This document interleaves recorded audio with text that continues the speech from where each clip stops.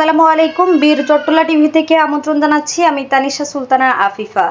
ঐতিহাসিক July August গণ অভ্যুত্থানের বর্ষপূর্তিতে ১৬ বছরের আওয়ামী ফ্যাসিবাদ বিরোধী আন্দোলন এবং ২৪শে গণ অভ্যুত্থানে পেশাজীবীদের ভূমিকা শীর্ষক আলোচনা সভা ও বিভাগীয় পেশাজীবী সমাবেশ অনুষ্ঠিত হয়েছে। বাংলাদেশ সম্মিলিত পেশাজীবী পরিষদ বিএসপিপি চট্টগ্রাম বিভাগীয় আয়োজিত এই সমাবেশে প্রধান অতিথি হিসেবে উপস্থিত ছিলেন বিএনপির স্থায়ী কমিটির সদস্য আমির খসরু মাহমুদ চৌধুরী। বিশেষ অতিথি হিসেবে উপস্থিত ছিলেন চট্টগ্রাম সিটি কর্পোরেশনের মেয়র ডাক্তার শাহাদাত হোসেন। অনুষ্ঠানে প্রধান আলোচক হিসেবে বক্তব্য দেন বিএনপির জাতীয় স্থায়ী কমিটির সদস্য professor doctor AZM Zahid Hossain. বক্তারা বলেন, দেশ ও জনগণের স্বার্থে আমাদেরকে কাঁধে কাঁধ মিলিয়ে চলতে হবে। আমাদের শত্রু অনেক, তারা অনেক শক্তিশালী। দেশের স্বার্থে চলমান রাজনৈতিক পরিস্থিতিতে আমাদেরকে দেশের মানুষের পাশে থাকতে হবে। পেশাজীবীদের করণীয় এবং গণতন্ত্র পুনঃপ্রতিষ্ঠায় তাদের ভূমিকার উপর গুরুত্বারোপ করেন। সমাবেশটি শনিবার ২৬ জুলাই ২০২৫ ইংরেজি তারিখে GEC কনভেনশন সেন্টার চট্টগ্রামে অনুষ্ঠিত হয়। এতে চট্টগ্রাম বিভাগ জুড়ে বিভিন্ন পেশার প্রতিনিধিরা অংশ নেন।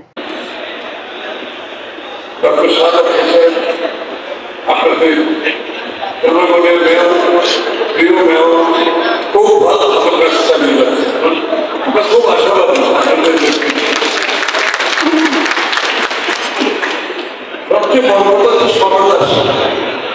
এই রাজনীতিতে সততা খুবই এই জিনিসটা পাওয়া মুশকিল হয়ে গেছে। তোর সততা আছে, কিন্তু আমরা আশা করি ওর উদ্যোগ আছে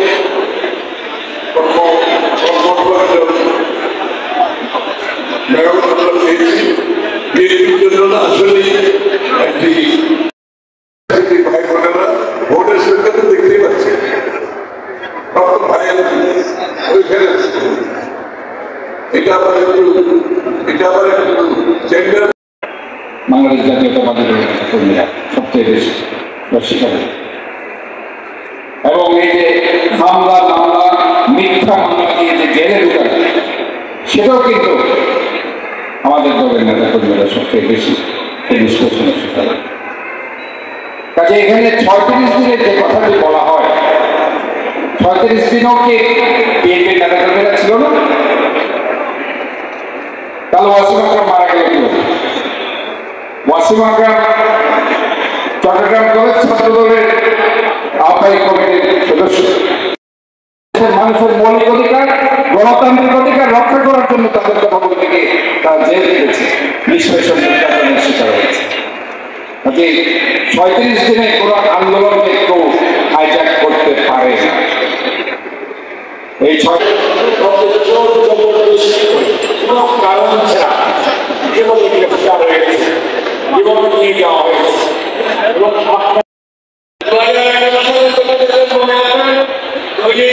আমাদের সমাজ থেকে তিনি প্রথম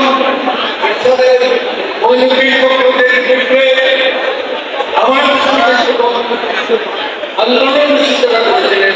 আমাদের সমাজ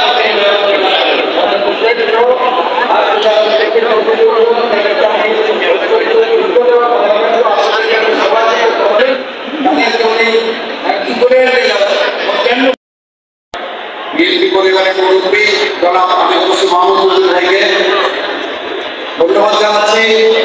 পেশাজীবী আন্দোলনকে তিনি অন্য মাত্রায় প্রতিষ্ঠিত করেছেন বাংলাদেশে। বাংলাদেশ সম্মিলিত পেশাজীবী পরিষদের সম্মানিত আহ্বায়ক, বিএনপি জাতীয় কমিটির সম্মানিত স্থায়ী কমিটির সম্মানিত সদস্য AZM জাহিদ হোসেন সাহেবকে, আমার অত্যন্ত প্রিয় হলেন doctor Sadat, Chittagong medical college তথা চট্টগ্রামের ছাত্র দলের এক সময়কার পাঁচ পুরুষ, বর্তমানে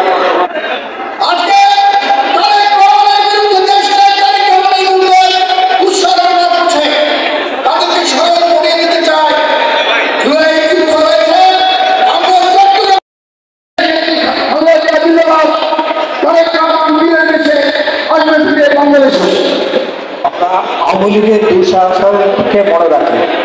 এই জিনিসটা এই একটা কথা বলেই আমি আমার বক্তব্য শেষ করছি। ধন্যবাদ।